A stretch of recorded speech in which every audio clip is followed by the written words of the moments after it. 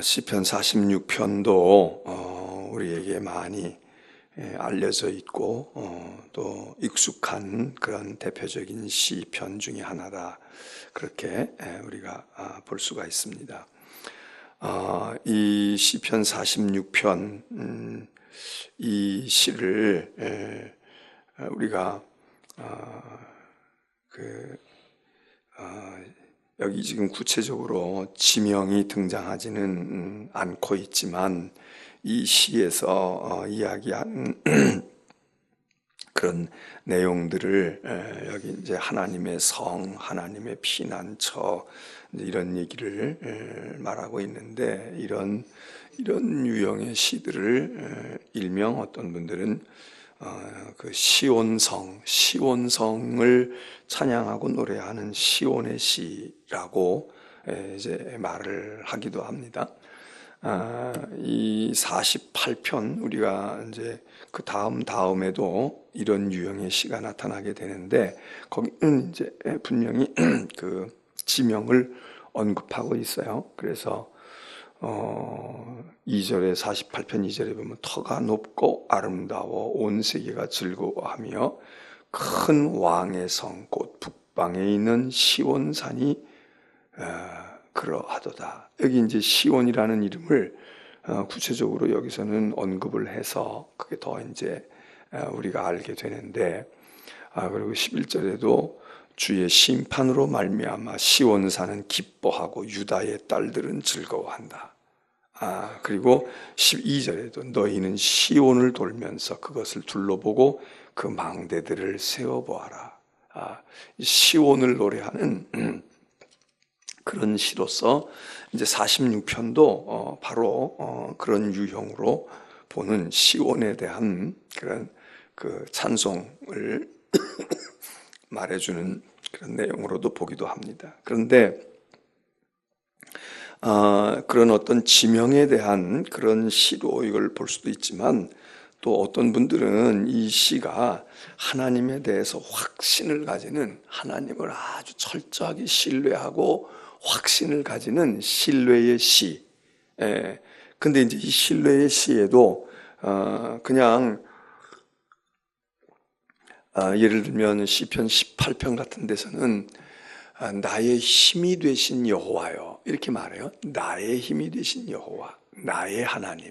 시편 23편도 여호와는 나의 목자시니, 이렇게 나라고 하는 주관적이고 내 신앙과 나를 얘기하는 그런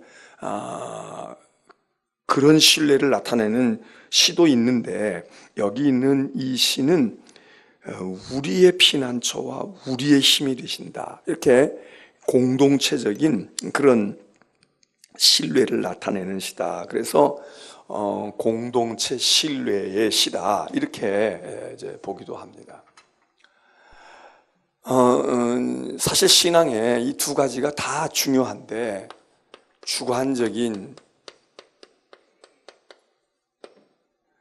그리고 공동체적인,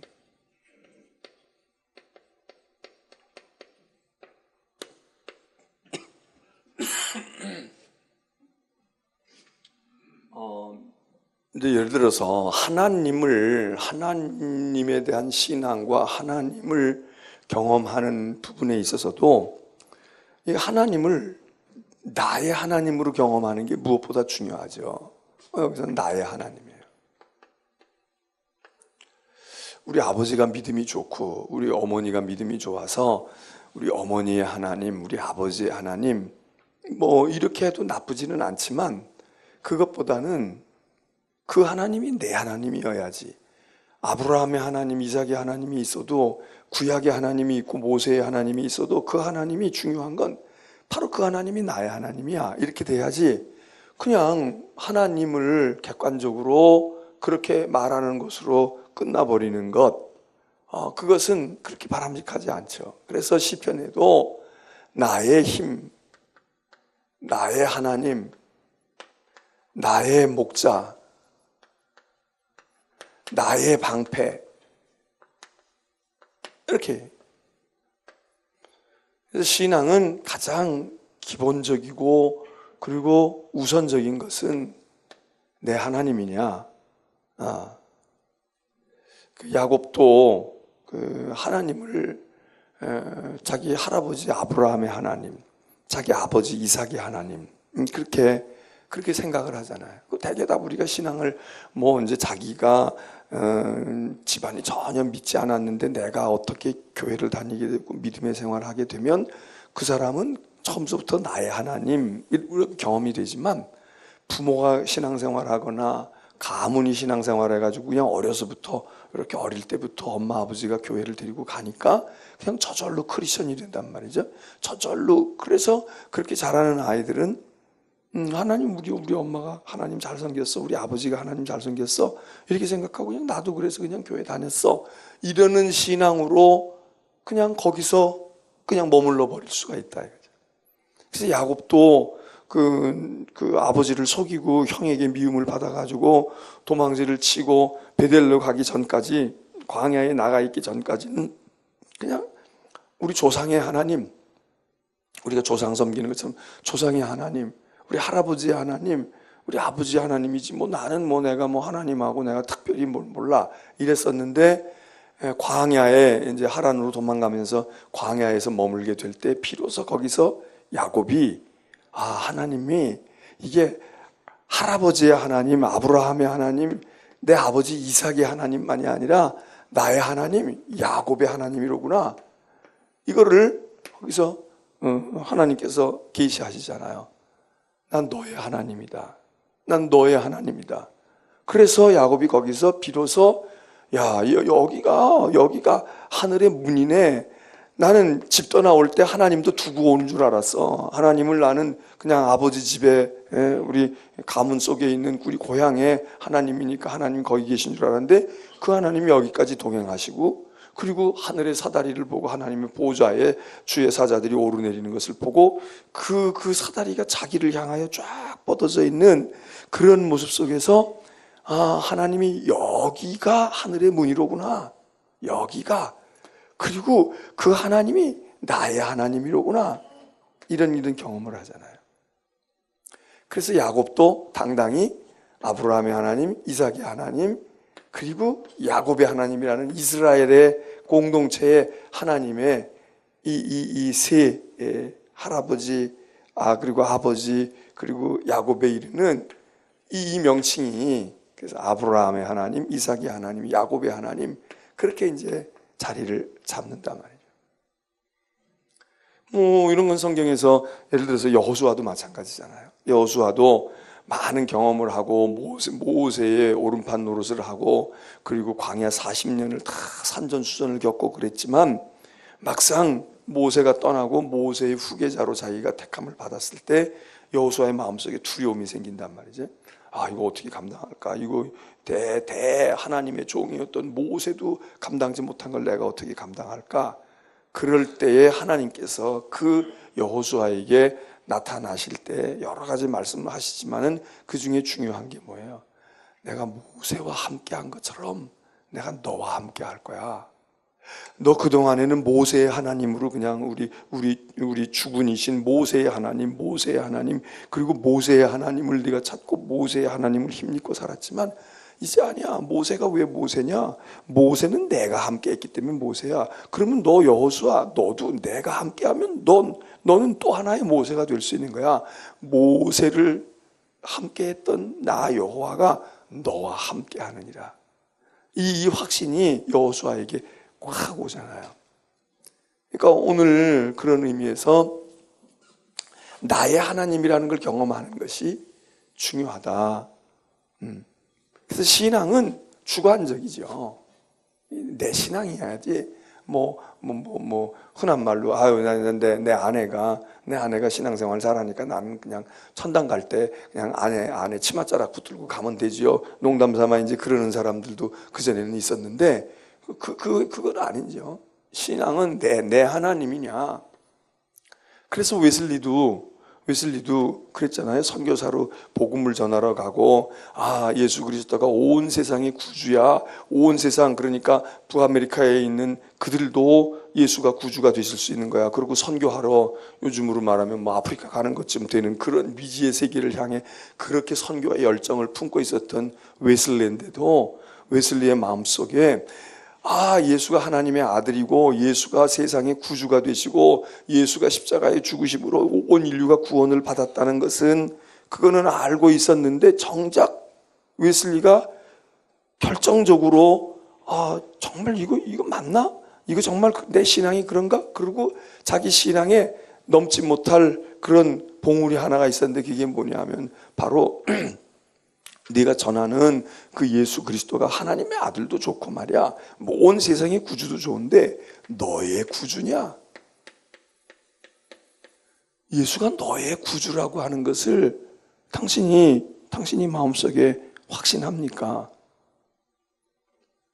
그 대서양 건너가는 배가 풍랑을 만나서 막 위기에 빠지고 사람들이 죽음의 불안과 공포 가운데 있게 되는데, 일단의 물이, 대부분의 사람들은 그렇게 막 공포에 떨고 있었는데 그 중에 전혀 종류가 다른 일단의 무리들이 있었는데, 그 사람들은 그 속에서 평안했고, 그리고 찬송하고, 그리고 그랬다 이거죠.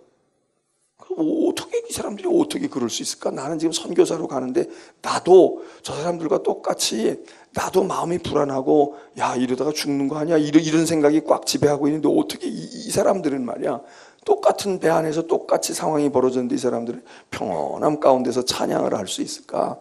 이 사람들 모라비안 교도들 아니에요? 종교개혁 이후에 나타난 그 무리들 가운데 모라비안 교도들이었죠. 모라비안 신자들.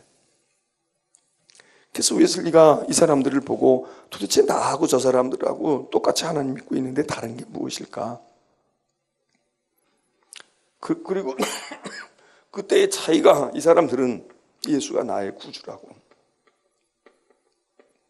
웨슬리는 이 부분이 퀘스천 마크예요. 그 웨슬리가 여기서 큰 충격을 받고 도전을 받죠. 그래서 이 모라비안 교도들과 나중에 많은 교제를 해요.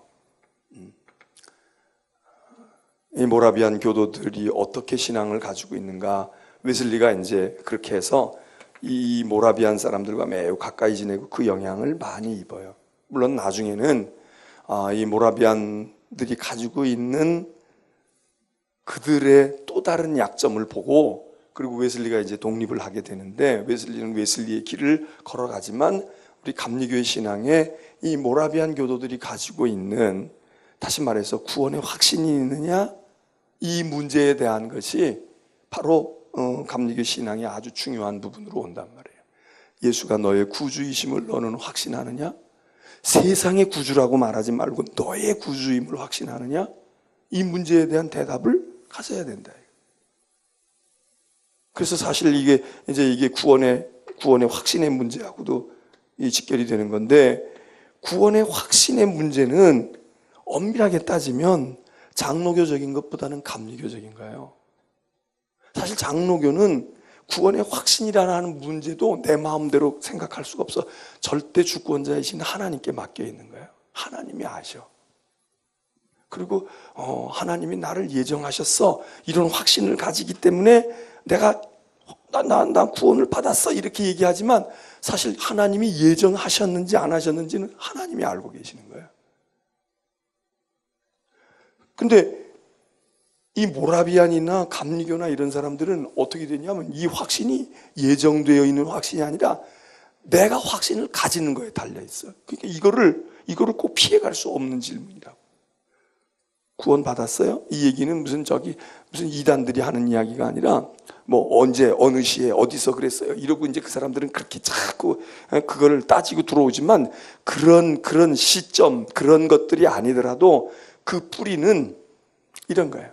나의 구주이심을 고백한다. 주님이 나의 구주다. 그런데 이 시는, 이 지금 시편 46편은 뭐라고 말하느냐, 하나님은 우리의 피난처라는 거예요. 우리의 피난처, 우리의 힘이시고, 또 만일에 하나님을 목자로 고백한다면 나의 목자가 아니라 우리의 목자인 거예요.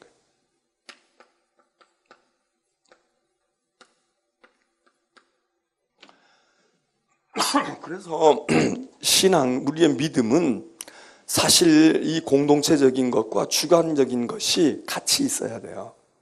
이게 밸런스, 균형을 맞춰야 돼. 근데 어떤 사람들은 주관적인 신앙에만 몰입해 있어요. 뭐 하나님은 내 하나님이지 네 하나님인지는 알 수 없어. 그리고 나는 내 하나님이라는 거, 하나님은 언제나 내 편이시다라고 하는 걸 굉장히 강조해. 그런데 하나님은 마찬가지로 나라고 하는 사람의 하나님인 것처럼 너라고 하는 사람의 하나님이라고 하는 것도, 그것도 확신해야 되고, 그래서 나와 너는 우리가 된다. 기독교 신앙에 중요한 것이, 구원이라고 하는 것이 주관적인 것에서 확신해서 되어진다라고 하면은, 또 하나 중요한 것은 적어도 교회라고 하는 것은 공동체다 말이에요. 믿음의 한 무리, 우리. 그래서 시편 둘이 다 있잖아. 여호와는 나의 힘이시오, 나의 피난처이시오, 나의 산성이시오, 이렇게 고백하는 시들도 있지만, 또 그 못지않게 많은 시들 가운데는 우리의 피난처, 우리의 힘, 우리의 하나님, 우리의 방패, 우리의 산성. 시편 46편은 공동체들이 고백하고 있었던 공동체적인 그런 신앙을 지금 노래하고 있다 하는 겁니다. 그래서 이제 예배를 드릴 때에도 우리가 주일날, 주일 성수회, 주일 예배 드려 그렇게 할 때, 예배가 다 중요한 예배죠. 새벽은 새벽대로 중요하고, 가정 예배, 가정 예배대로 중요하고, 개인이 드리는 개인의 예배도 신령과 진정으로 드리면 되지만, 예배에 우리가 이야기할 때 예배자 이런 말 해요. 예배자. 이건 예배하는 한 사람 한 사람이에요. 예배자 물론 중요해요. 우리는 모두가 다 예배자라야 된다. 예배자의 삶을 살아야 된다. 그렇지만 이거 못지않게 또 얘기되어지는 것은 예배 공동체라고 하는 거예요. 예배 공동체. 그냥 단독 나 혼자서 하나님 앞에 예배자로 서 있는 이 신념과 이 생각도 분명해야 되고 확신해야 되지만, 교회는 예배자가 아니라 예배의 공동체인 거예요. 예배자들이 하나, 둘, 셋, 넷, 다섯, 열, 백, 만 이렇게 있는 예배자들의 모임인 예배 공동체. 그리고 이 예배자가 혼자서 야복강에서 씨름하고 뭐 기도라고 할지 예배라고 해야 될지, 그걸 뭐 예배라고 한다고 할지, 그런 예배도 중요하지만, 그래서 거기서 뭐 은사 체험하고 이러는 것도 중요하지만, 정기적으로 주일날에 하나님이 택정하신 날에 하나님의 택정한 무리들이, 구원 얻은 하나님의 백성들이, 예배자들이 모여서 예배의 공동체를 이루어서 예배드리는 그 예배, 이걸 우리는 공동예배라고 그래요. 우리로 말하면 이게 주일 오전에 드려지는 예배. 이 예배가 예배의 핵심이에요. 이 예배가 굉장히 중요한 거라고. 그래서 이 공동예배, 여기서 우리 공동체성을 확인하고, 우리가 예배하는 공동체로구나, 우리가 예배하는 우리로구나, 이런 생각을 여기서 경험한다 이거예요. 그래서 주일 예배를 우리가 잘 드려야 돼요. 이게 공동체성, 특별히 예배의 공동체성을, 다시 말해서 이거예요. 우리의 하나님, 우리의 피난처. 나도 구원을 얻었지만 너도 구원을 얻었지, 너도 구원을 얻었지. 우리가 하나님의 구원을 얻은, 우리가 하나님의 백성들이지. 우리는 당신의 백성입니다. 그러는 고백을 하고 그걸 확인하는 바로 그거다. 이 시는 바로 그런 내용을 이야기하고 있어요. 하나님은 우리의 피난처이시다. 우리의 힘이 되신다. 자, 여러분, 피난처가 있다는 게 얼마나 좋아요? 우리의 인생을 살아가다가 아침에 출근하고 힘차게 나가서 일할 터전이 있는 직장도 좋지만, 일을 마치고 집으로 돌아올 수 있는 가정과 집이 있는, 휴식을 취할 수 있고 쉼을 얻을 수 있는 집이 있다는 게 얼마나 좋아요. 그것 때문에 사실 직장도 의미가 있지. 집이 없다. 난 돌아갈 집도 없어. 그러면 직장을 막 그렇게 막, 아유, 난 그냥 집어칠 거야. 그러고 그냥 어느 날 산속으로 그냥 들어갈 수도 있잖아요. 근데 우리에겐 집이 있단 말이에요. 집이 있어. 그래서 일할 때는 일하는 대로 좋지만, 퇴근하는 그 발걸음이, 그게 기쁘잖아요. 내가 이제 가서 쉴 수 있어. 내 가족들이 있어. 뭐 이렇게 돼 있는 거. 여기 시편에서는 피난처가 하나님이시다. 피난처. 그래서 하나님, 우리 피난처 또는 힘이시니. 하나님은 피난처이시고, 그리고 우리가 들어가셔야 할 우리가 있고, 그리고 1절은 또 무엇을 얘기하는가? 이 하나님이 우리의 피난처만 되시는 게 아니라 하나님이 도움이시라는 거야. 큰 도움이시라. 도움은 언제나 좋지만 도움이 더 중요하고 더 의미 있고 더 필요한 때가 언제겠어요? 환난 중에.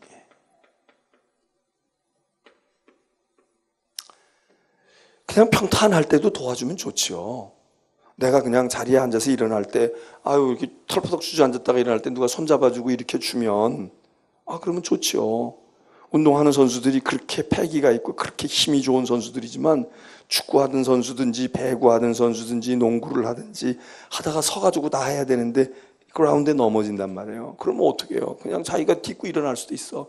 근데 꼭 어떻게 해요? 동료들이 손을 잡아줘. 그냥 혼자 딛고 일어나는 것보다 나이 든 사람만 딛고 일어나는 게 어려운 게 아니라, 그게 그냥 혼자서 이거를 땅을 짚고 이러고 일어나는 것보다 누가 손을 잡아주면 벌떡 일어나고 얼른 일어나잖아요. 도움이지, 도움. 도움이 있는 것과 내가 쓰러졌을 때 그냥 일어나야 되는 거, 이거 얼마나 차이가 나. 그러니까 우리는 어느 때나 도움이 필요해요. 뭐 그런 정도, 그냥 앉아있다가 일어날 때도 도와주면 한결 좋지만 그런 정도 문제가 아닌 거야. 정말 우리의 인생의 환난 중에 큰 시련과 고난 가운데서 도움이 된다. 평소에는 도와주지 않아도 그냥 나 혼자 일어날 수도 있잖아요. 뭐 웬만한 거 짐 지는 건 나 혼자 지고 갈 수 있어.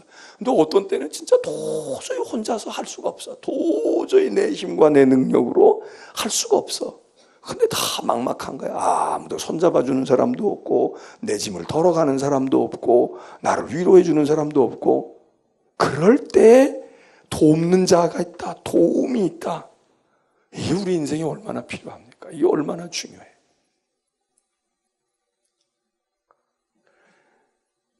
오늘 우리는 둘 중에 하나일 거예요. 이 도움의 문제에 관해서 나는 도움이 없어 오늘까지 하나 도움도 받지 않고 살아왔다. 난 도움 없이도 나 혼자 할 수 있어. 이럴지라도, 내가 건강해서든 똑똑해서든 내가 가진 재능이 있고 내가 뭐 힘이 있어서든 그럴지라도 지금껏은 그렇게 했는지 모르지만 내 인생이 끝나는 날까지 내가 어떤 도움도 필요 없이 나는 살아갈 수 있다, 이러는 사람이 있겠어요? 지금 건강하다고 10년 뒤에 건강할까요? 건강치 않아. 건강할 수 없지. 네? 이번 주에 세상 떠나신 우리 허 장로님, 가만히 생각해 보니까 그 어른이 물론 이제 연세가 이제 80 중반을 넘어가시고 이렇게 됐지만, 내가 생각해 보니까 내가 우리 교회 올 때 그분이 내 나이 또래였어. 내 나이 또래였다고. 내가 그때 볼 때는 할아버지였고, 그리고 아주 어른이시고, 말씀도 그분이 느릿하게 조용조용하게 하시잖아. 요즘에만 그런 게 아니라 그때도 그러시더라고. 그러니까 근데 생각해보면, 내가 가만히 생각해보면, 이번에 장례식을 치르면서 생각해보니까, 야, 내가 바로 그때인데 20년 전에 그분이 20년 전에 내 나이야. 딱 내 나이고, 그리고 그분이 그랬는데 지금 내가 그런 모습일까? 그럴까? 뭐 내가 철이 안 나서 그런지 모르지만 나는 아직 그렇지는 않은 것 같거든. 근데 생각해 보면 틀림이 없는 거야. 틀림이 없는 거야. 그런데 그런 분들이 말이죠.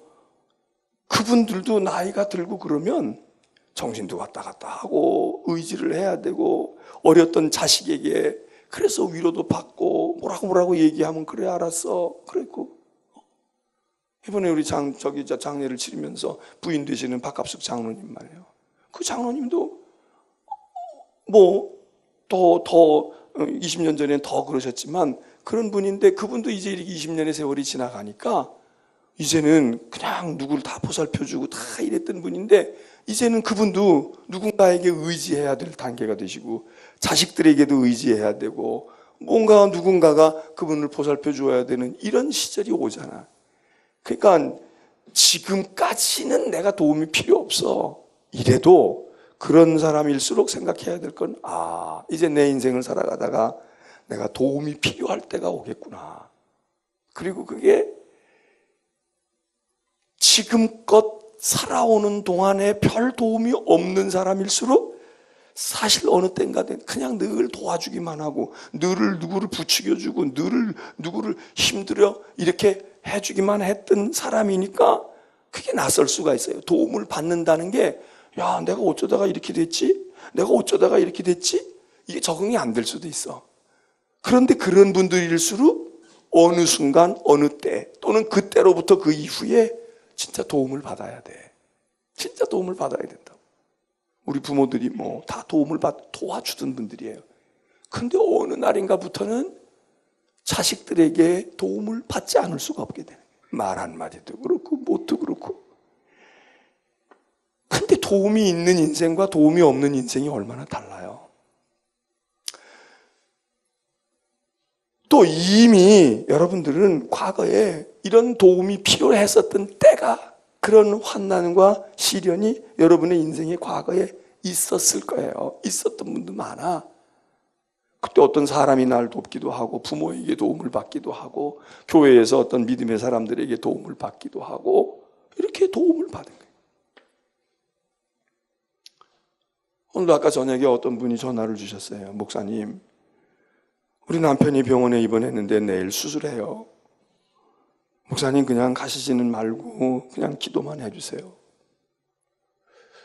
근데 수술까지 하시게 됐어요. 왜 연락을 안 하셨어요? 근데 뭐 연락을 안 하나 마나 그 부인은 지금 우리 교회 못 나오시고 딴 데가 계시고 딴 데서 일하고 계시고 남편이 이제 여기 있는데 이분이 이제 못 나왔다는 거야. 못 나오고 있다가 이제 병원에 이제 얼마 전에 입원을 해가지고 있었는데 그런데 이제 수술을 해야 될 경우가 돼서 내일 아침 8시에 수술을 합니다. 목사님 기도나 해주세요. 자기도 올 수도 없고 기도해 주세요. 도움을 청하는 거죠. 도움을 청해. 그러니까 누군가에게 도움을 청할 수만 있는 것도 감사한데 아무 도움을 청할 데가 없어. 아무 도움을 청할 데가 없어. 더더군다나 그 도움이 그냥 밥 지어주는 사람도 없어. 에이까지 그 주문에다가 먹을까? 에이까지 그 한 끼 안 먹으면 어때? 이따가 점심때 일 보러 나갔다가 밖에서 사 먹고 들어오지. 이런 정도의 도움이면 그냥 그러려니 하고 가요. 근데 문제는 인생에 정말 위기에 처한 거야. 이게 사느냐 죽느냐의 문제 있고 이게 내 인생에 지대한 영향을 미치는 순간과 환경 가운데 놓여 있어. 그런데 그때 도움을 받아야 되는데 도움을 받을 데가 없다. 오늘 시편은 이야기해요. 하나님은 우리의 피난처와 힘이시니 우리는 이스라엘 하나님의 백성. 하나님은 우리 한국 사람들, 우리 이 땅에 살고 있는 우리 민족의 하나님이셔. 이거 얼마나 좋은 거예요. 네? 그게 아니면 개인의 것으로 끝나는데. 그리고 이 하나님이 피난처 힘이 되시고 우리의 도움이 되시는 하나님, 이 하나님이 이게 얼마나 우리에게 필요하고 소중한 거예요. 그런데 이 시가 우리말 성경은 큰 도움이시라. 작은 도움도 고맙지만 진짜 큰 도움을 받아야 할 때가 있잖아요. 네? 필요할 때 언제든지 와. 이렇게 얘기해 주는 사람이 있는 것만도 고맙죠. 힘들고 어려우면 전화해. 이러는 사람도 있으면 좋죠. 그러면 좀 필요할 때 전화할 수도 있겠지만 만일 어떤 사람이 얘기하는 거예요. 정말 꼭 필요할 때 도움을 받아야 되는데 꼭 필요할 때 인생에 그러한 때가 있으면 주저하지 말고 나한테 연락해요. 당신이 힘들 때 연락해. 당신이 정말 어려울 때 나한테 연락하라고. 그러면 내가 힘닿는 대로 도와줄게. 만일 이런 사람이 있다면 여러분 그냥 내가 너 도와줄게 이러는 것보다 너 정말 힘들 때, 너 정말 어디 누구에게 가서 뭐라고 얘기하기 어려울 때, 그럴 때 나 같은 거라도 도움이 될 것 같으면 나한테 연락해. 내가 힘을 다해서 최선을 다해서 내 편이 되어줄게. 그런다면 그냥 그런 사람이 한두 명만 있어도 얼마나 좋아요. 근데 이 시인은 하나님을 뭐라고 얘기하느냐. 그래서 어떤 성서학자들은 이 수식어 큰 도움이라는 이 크다라고 하는 말은 사실은 큰 도움에 붙어있는 말이 아니고 큰 환난 중에서, 내 인생의 큰 환난 중에서 하나님은 도움이시다. 이렇게 이해해야 내가 이게 더 맞다는 거야. 저도 그렇게 생각해. 왜? 하나님의 도움을 놓고 큰 도움, 적은 도움, 별로 그건 큰 의미가 없어요. 왜? 하나님의 도움은 우리에게 언제나 크고 위대한 거야.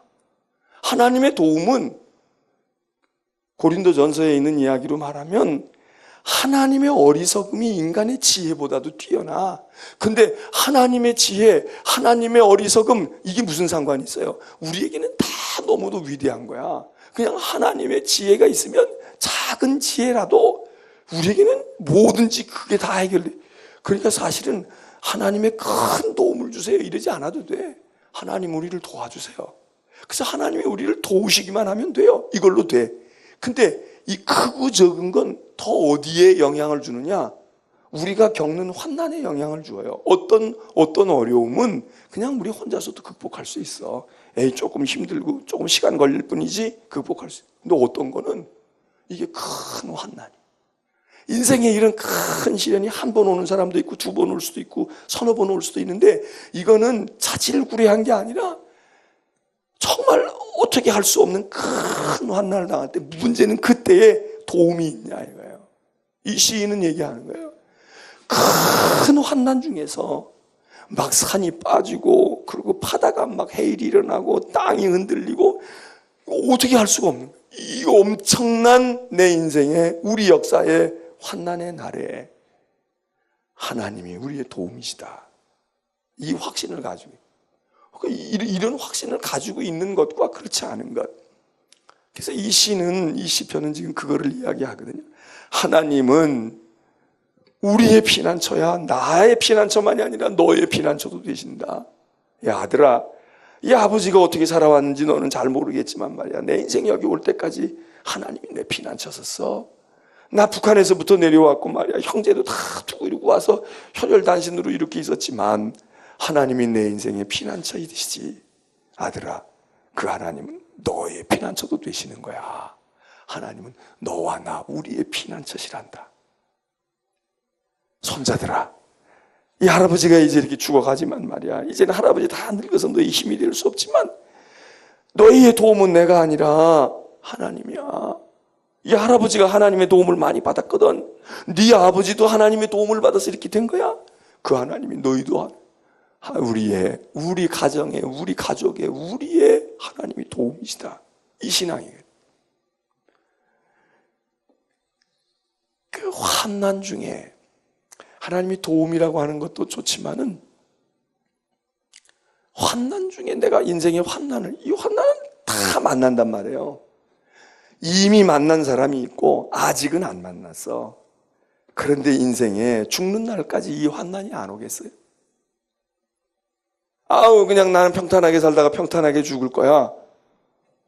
그런 사람이 있을까요?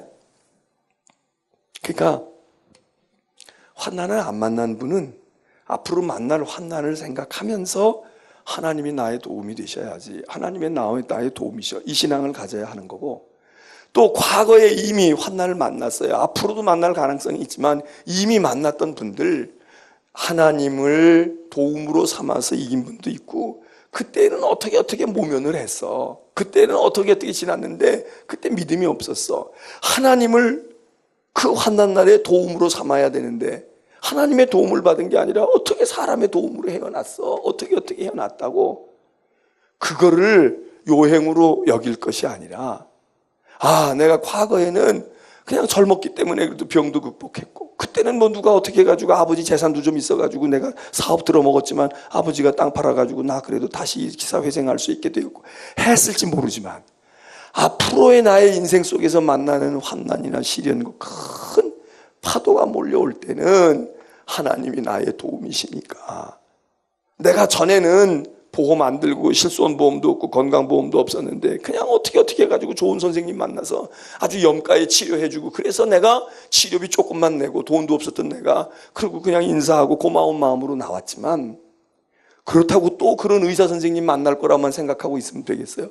그리고 건강을 찾았으면 이제 저축도 하고 보험도 들고 그래가지고 야 내가 또 무슨 질병에 걸리거나 수술하게 되면 내가 이제 그때는 보험으로 나를 커버해야지 이렇게 생각해야 되는 것처럼 우리의 보험이 뭘까? 환난 중에 만날 우리의 정말 큰 환난 가운데서 만날 도움은 하나님이시다. 이게 46편에서 지금 얘기하는 그리고 이 도움의 확신을 우리라고 하는 이스라엘 공동체, 예배 공동체가 함께 고백하는 거죠. 그래 여기 지금 이제 그 환난 날이 말이에요. 어떤 건지 2절부터 쓰고 있어요. 땅이 변하고 산이 흔들리고 바다 가운데 막 뒤죽박죽이 되는 거야. 바닷물이 막 솟구쳐 올라가지고 그냥 뛰놀면서 해일처럼 쓰나미처럼 밀려와가지고 그냥 산이 다 든든한 산까지 다 흔들흔들 할 정도로 그렇게. 그래도 그 환난 속에서 우리는 두려워하지 아니하리로다. 두려움 없어라. 시편 23편도 그 얘기하잖아요. 저기서 다윗도 내가 사망의 음침한 골짜기를 다닐지라도 나는 해를 두려워하지 아니한다. 두려움이 없는 거예요. 어떻게? 도움는 이가 계시니까, 도움이 있으니까. 응? 우리는 환난을 두려워하고 우리의 인생의 곤경을 두려워하지만 그러나 사실은 곤경이 무서운 게 아니라 그 상황에서 나를 건져주고 나를 지탱해주고 나를 붙들어줄 자가 없는 게 두려운 거죠. 그게 두려운 거야. 근데 여기 이 시는 그래서 두렵지 않다는 거야. 우리는 두려워하지 아니하리로다. 그리고 오히려 한 시내가 있어서 시냇물이 쫙 흘러나오는데 하나님의 성 지존하신 그게 하나님이죠. 하나님의 성소를 기쁘게 하는 그런 물이 쭉 흘러나오고 그리고 막 세상은 요동질을 하고 별짓을 다 하지만 하나님의 성은 흔들리지 아니한다. 성이 흔들리지 아니하니 5절에 흔들리지 아니하는 이유는 뭐냐? 그 성에 하나님이 계시기 때문이다. 하나님의 성이어서 흔들리지 않는다는 거고 그 하나님의 성은 하나님이 계시기 때문이라는 거죠. 이제 이 성을 시온성이라고 이스라엘은 생각을 하는 건데 시온성은 예루살렘을 의미하잖아요. 예루살렘.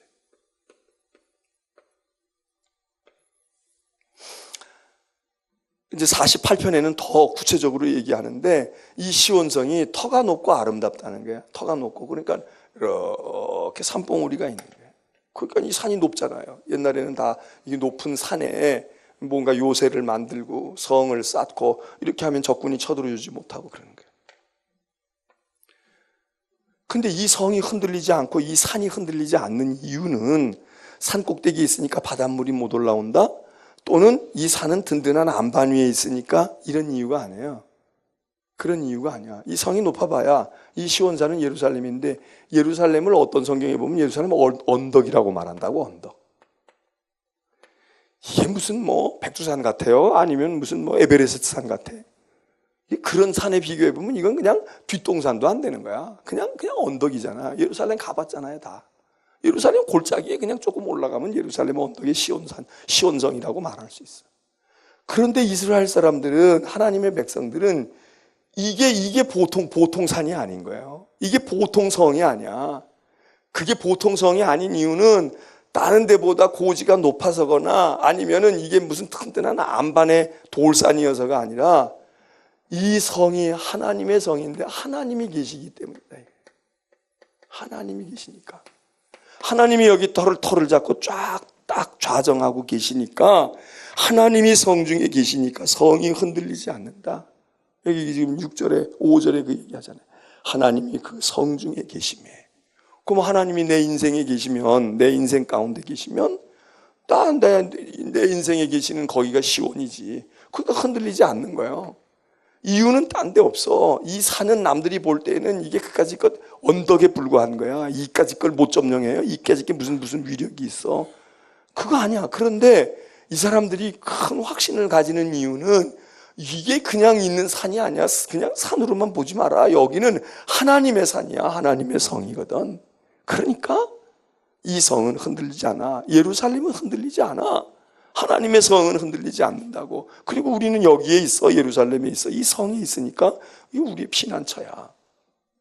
이게 믿음이죠. 그래서 이 시는 큰 시련과 흔들림 가운데 있거나 또 있을 것을 예상하는 사람들에게 있어서 이런 믿음, 우리도 이런 믿음을 가져야 되겠다. 이런 우리에게 신앙의 지혜를 주고 가르침을 주는 시다. 여기 이 시가 또 유명한 우리들이 친숙하게 느끼는 구절들이 여러 구절들이 나오는데 그런 구절들 가운데 또 하나 지금 우리들이 다루고 있는 이 5절에 보게 되면 하나님이 성중에 계심에 흔들리지 아니할 거다. 그리고 후반부에 가서 새벽에 하나님이 도우시리로다. 그거예요.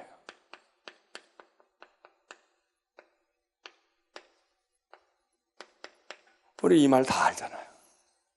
그래서 새벽 기도 얘기할 때도 얘기하잖아. 새벽에 좀 나오라고. 하나님이 새벽에 도우시잖아. 그리고 성경의 역사에 보면 새벽에 하나님이 도우시는 일들이 많이 있었거든. 그리고 새벽은 신성하니까 꼭 기독교만이 아니라 우리나라 샤머니즘도 한밤중에 달 보고 정성을 빌기도 하지만 꼭 또 새벽에 먼동이 트기 전에 꼭 또 새벽에 어스름이 막 깔려있고 빛이 들어오기 전 시간에 지성수를 떠놓고 전쟁에 나간 아들 또는 멀리 가 있는 아들 병든 자식을 위해서 지성을 바치는 이들이 그래서 지성수 떠놓고 이른 아침에 고요한 시간에 그 새벽의 시간을 하잖아요. 새벽이라는 게 뭔가 좀 신성한 뭐가 느껴지잖아요. 태양이 쨍쨍 내리쬐고 훤하고 말이에요. 이럴 때도 그렇지만 무언가 이게 신비한 뭐가 있는 것처럼 느끼는데 그런 의미에서 우리가 이 새벽이라고 하는 것도 물론 어느 종교나 이 새벽을 신성시하고 중요시 여기니까 새벽에 하나님도 새벽에 도우셔. 실제로 구약의 역사 가운데 하나님이 새벽에 역사하시고 예수님도 부활을 언제 하셨을 것 같아? 네? 새벽에 했다고 그러잖아. 예수님이 탄생은 언제 했을까? 그거는 별로 없어요. 근데 한밤중에 목사가 어떻게 하고 천사들이 노래했다고 이러지만 자정에 태어나셨는지 언제 태어나셨는지 그게 우리가 잘 몰라. 그렇지만 부활은 분명히 이야기를 해. 새벽 되기 전에 부활하신 거야. 새벽에 가보니까 예수님이 안 계셨으니까 그 전에 그런데 또 너무 초저녁에 그러시면 그건 이틀밖에 안 지나는 거니까 사흘째 되는 날, 사흘이라고 꼽을 수 있는 날 그 시간부터 먼동이 트기 전 그 시간 그 어느 순간에 그 찰나에 주님이 부활하신 걸로 우리는 추정을 할 수가 있는데 우리는 그냥 그거를 뭉뚱그려서 예수님이 새벽에 부활하셨다. 그래서 그 부활절에 우리가 새벽 예배 평소에도 드리지만 부활절 새벽 중에 새벽은 부활절 새벽 이렇게 생각하잖아요. 예수님의 성탄은 대개 밤으로 생각을 하고 크리스마스 이브 자정 그때 예수님이 탄생하셨을 거야 이렇게 우리가 이제 그게 가져오지만 근데 이 새벽이라고 하는 이 새벽이 그런 의미의 시간적인 의미의 새벽도 중요하지만 지금 이 시 전체에서 한번 연결을 지어보세요. 이 시가 하나님이 성중에 계시니까 흔들리지 않는데 하나님이 새벽에 도우실 거야. 이 새벽이 무슨 새벽이겠어요? 이 새벽이 우리가 그런 말 하잖아요. 밤이 깊어지면 뭐가 가까워져? 새벽이 동토온다는 거야. 그러니까 밤이 깊으면 막 겁을 내는데 겁내지 마. 밤이 깊었다고 하는 건 말이야, 네 새벽이 온다는 거야. 새벽이 가까웠다는 거야. 그리고 희망을 줍니다. 그때 그 밤은 물론 시간적으로 밤이 깊어 가가지고 2시, 3시 되는 밤도 밤이지만 인생의 어두운 밤이지. 그래서 막 고난과 좌절 가운데 있는 사람에게 이야기할 때, 에이, 이제 이렇게 너 밤이 깊은 것 보니까 너도 이제 여명이 트는 거야. 이제 조금만 더 인내해보자고. 그런 의미로도 세상 사람도 쓰잖아요. 여기 있는 이 새벽은 시간적인 새벽도 새벽이지만 지금 아까 우리가 여기서 얘기했던 큰 환난 가운데 있는 거예요. 이게 뭐예요? 환난이 밤이야. 끝도 없는 밤이 깊어져. 밤이 깊어진다고. 사망의 음침한 골짜기로 자꾸 들어가는 게 다윗의 표현으로 치면 인생의 밤으로 가는 거야. 점점 어디로 나가야 될지, 어떻게 해결해야 될지, 돌아오는 길로도 갈 수 없고 나갈 출구도 보이지 않냐고 점점 깊은 밤으로 가는 거야. 이 깊은 밤에 빠져 있는 사람이 기다리는 게 뭐겠어요? 뭐만 오기를 바라. 해 떠주기를 바라는 거야. 그럼 빛이라도 어디 새 들어올 거지. 그래서 아침이 오기를 기다린다고. 새벽과 아침이 동이 트기를 바라. 근데 새벽이 오면 정신을 차릴 수도 있고 눈을 뜰 수도 있는데, 문제는 새벽으로 밤에서 점점 밤이 깊어지고 있는 이 밤, 새벽에는 가까워지긴 했겠지만 이게 한이 없는 거야. 도움이 언제 제일 필요하냐? 이때 제일 필요하거든. 이때. 그러니까 파수꾼이 새벽을 기다린다는 거 아니에요. 초저녁은 기다려. 그냥 눈 뜨고 부릅뜨고 지켜요. 1시간, 2시간 추위도 올려오고 자꾸 마음이 오그라들기도 하고, 이게 적군이 나타날 텐데 아직까지 안 나타난 거 보면 곧 나타날 것 같기도 하고, 이런 긴장 속에서 계속 있다 보면 몸도 오그라들고 막 오그라들어. 그 다음부터는 뭐냐면 새벽이 오기를 기다리는 거야. 빨리 동화터라. 해야 솟아올라라. 그래야 내가 시야를 볼 것이고 환히 드러나야 이 적군놈들이 말이야 나타나지 못할 테니까. 이거 고대하고 있는데 그때 점점 탈진되는 거지. 점점 탈진되는 거야. 그러니까 도움이 우리의 인생에서 초경에 그냥 밤 시작할 때 도와주는 것도 좋지만, 그때는 좀 있을만하다고. 뭐 내가 젊음이 있고 내가 그냥 혼자 좀 살만할 땐 괜찮아. 근데 기력도 떨어지고 점점 재산도 없어지고, 그리고 인생의 밤이 점점 깊어지는 거야. 내가 이거 견딜까? 오늘 밤 넘기고 내가 내일 햇빛을 볼 수 있을까? 이러고 있는 그 마지막 순간이 되어지는 새벽 가까이 가고 있는 깊은 밤 시간, 그 새벽하고 같이 혼재되어 있는 거지. 그 오늘 여기서 시편은 얘기하는 거예요. 하나님이 큰 환난에서 도와주셔. 이것도 감사한데 이 큰 환난에서의 도움이라는 것도 우리에게 너무 감격스러운 거지. 항상 도와주셔도 감사한데 사망의 음침한 골짜기에 있을 때 나와 함께 하시는 하나님, 이거 대단한 건데, 그런데 그 중에도 큰 환난 중에도 환난의 밤이었는 새벽에 정말 새벽을 내가 꼭 봐야 되는데, 나 이러다가 음부에 빠지지, 나 이러다가 눈 못 뜨지, 오늘 밤 못 넘기고 내가 음부의 세계로 들어가지, 이런 시들이 많이 나오잖아요. 바로 그 새벽, 하나님이 널 새벽에 도울 거야. 이게 얼마나 좋은 말씀이에요. 그래, 하나님이 내 인생에 새벽에 날 도울 거야. 이때는 내 힘도 떨어지고 기억력도 상실되고 시간도 지나가고 내가 거의 한계에 다다를 때, 아무도 초전적인 친구도 같이 말벗도 해줬어. 근데 갔어. 나 이제 가야 돼. 그래, 잘 가. 친구도 떠나고 가족도 떠나고 다 떠나고 이제 나 혼자 남았는데, 나도 힘이 다 떨어져서 눈이 자꾸 감기는데 이 눈을 감으면 도저히 못 뜰 것 같아. 뜰 수 없을 것 같아. 그런 불안과 염려가 오고 이제는 모든 게 그냥 한계에 이르렀다고 생각하는 그 순간, 하나님이 그때 내가 가마, 그때 그 새벽에 내가 너를 도울 거야. 새벽 5시, 6시가 문제가 아니죠. 우리의 인생에 진짜 큰 환난에서 도움이 있는가?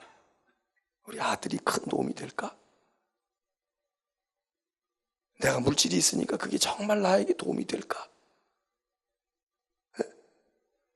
정말 우리 인생의 큰 곤경에서, 큰 환난에서 도움이 되시는 하나님이다.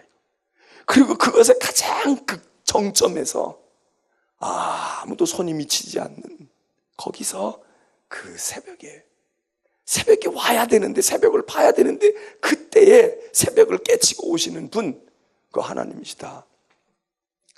이 구절이 얼마나 대단해요. 그리고 이제 그 하나님이 그렇게 새벽에 또 오시니까 여기 6절 보세요. 그 전까지는 막 원수마귀가 나를 집어먹는 것 같고 온 나라가 그냥 다 뒤집어지는 것 같고 뭐 그냥 수라장이 된 것 같았어. 그랬는데 6절에 보니까 새벽에 하나님이 도우시러 오신 거야. 그랬더니 문나라가 떠들며 왕국이 흔들렸었는데, 그냥 뭐 세상이 뭐 모든 게 다 지금 뒤죽박죽이 돼가는 거야. 그렇게 흔들렸었는데 그가 새벽에 오신 거야. 그래서 그가 소리를 내시니 그리고 큰 기침 한 번 하시니 그동안 잡아먹을 듯이 하고 악한 마귀가 들뛰고 말해요. 그리고 나를 그냥 위협하고 죽음으로 사지로 몰아넣을 것 같았던 그들이 하나님이 그냥 기침 소리 한 번 하시니까 온 땅이 그냥 녹아버렸다. 밀랍초가 녹아버리듯, 얼음이 녹아버리듯 그냥 끽소리 못하고 다 녹아버렸다. 다 압제를 당했다. 다 제압되었다. 그가 소리를 내시니, 그가 와가지고 뭐 이놈들 어딨어 그러고 무슨 뭐 수사를 시작하거나 싸움을 하시겠다고 철퇴를 휘두르신 것도 아니고 그냥 그가 소리를 내시네. 내가 왔어. 이제 내가 이 시간에 왔다고 말씀을 하셨더니 모든 상황이 정리됐다요. 그러니까 어떡합니까? 자, 7절 다 같이 읽습니다. 시작. 만군의 여호와께서 우리와 함께 하시니 야곱의 하나님은 우리의 피난처시 아니냐. 얼마나 좋아요. 야, 만군의 여호와께서 우리와 함께 하시니, 새벽에 오셔가지고 말이야, 너 그동안 고생했지, 힘들었지, 이제 걱정하지 마, 내가 왔거든, 이제 상황 다 정리되는 거야. 그리고 여호와 하나님께서 우리와 함께 하시니, 그동안 나 혼자인 것 같았는데 하나님이 함께 하시니 야곱의 하나님이 우리의 피난처시로구나. 하나님이 우리의 피난처시로구나. 그래서 이 만군의 여호와께서 우리와 함께 하시니 야곱의 하나님이 우리의 피난처시로다 하는, 우리의 피난처라고 하는 이야기가 1절에서 하나님은 우리의 피난처시니, 그리고 중간에서 후렴이라고 말하지만 우리의 피난처시니 이렇게 얘기하고, 또 그리고 그 다음 파트의 후반부에 마지막 부분이면서 후렴처럼 되어 있는 11절에도 만군의 여호와께서 우리와 함께 하시니 야곱의 하나님은 우리의 피난처시로다. 이 시편을 이야기하는 사람들은 후렴으로 마지막 부분에, 상반부 파트의 마지막 부분 6절, 또 하반부 파트 마지막 부분에서 이렇게 얘기했다고 말하는데, 나는 여기에다가 플러스 똑같이 구구절절 이렇게 똑같이 복사는 아니지만 벌써 이미 1절에서 서시로 이야기해요. 하나님은 우리의 피난처시니 야곱의 하나님이 우리의 피난처시로다. 야곱의 하나님이 우리의 피난처시로다. 야곱이라는 건 이스라엘 아니에요? 이스라엘, 우리의 하나님, 우리의 하나님, 하나님이 우리의 피난처야. 야곱의 후손된 우리의 피난처야. 그런 얘기죠. 자, 여기 46편 여러분들이 이미 필요했을 것이고 앞으로 언젠가 필요해요. 또 여러분이 아니라면 여러분이 우리라고 생각하고 있는 우리 남편, 우리 아이, 우리 형제, 그분들에게 이 하나님이 도움이 되는 때가 꼭 와요. 그리고 필요해. 그리고 그 도움이 그냥 도움이 아니라 우리가 만나는 그냥 해일같이 일어나는 큰 환난 가운데서 뭐 엄청난 파도가 밀려오는데 누구도 그걸 막아줄 수 없는 거기에 하나님이 피난처 되시고, 그리고 그게 시간이 자꾸 깊어져 가지고 그냥 점점 미궁으로 빠져들고 점점 한계 상황으로 들어가는 그 시간, 그 새벽에, 그러니까 큰 환난 중에, 이거는 이제 그 양적이고 질적인 거라면 그 새벽에, 이건 시간적인 거지. 그 새벽에, 그러니까 이거 두 개만 있으면 완벽한 거야. 큰 환난 중에 하나님은 새벽에 우리를 도우신다. 큰 환난 중에 우리를 도우시고 새벽에 가장 우리가 한계에 거의 마지막 수간 다다를 때 우리를 도우신다. 이 시편이 우리의 시편이 되기를 바랍니다. 여러분의 시편이 되기를 바라요. 예. 기도하겠습니다.